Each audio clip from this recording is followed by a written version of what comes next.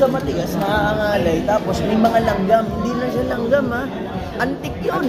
Ang lalaking antik nung gumagapang. Saka siyempre magaspang yung ano. Buti na lang yung mga langgam, yung mga antik nung time na yun is hindi nangangagat.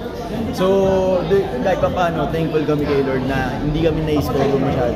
Kasi, yun, kaya nga na sabi ko, Makati, matigas yung kahoy, medyo mahirap gawin yung eksena. Pero aside from that, everything went smoothly and magaling si Direk.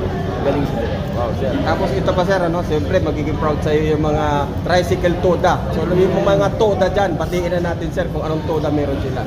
And siyempre shoutout, no, di na ako lalayo kung saan ako nag-isay ngayon sa UC, yung mga toda dyan. Marami akong tropa dyan kasi lagi nila ako inaatid saan-saan sa UC.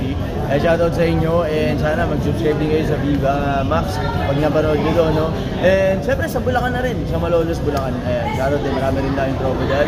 And alam ko mahirap ang buhay.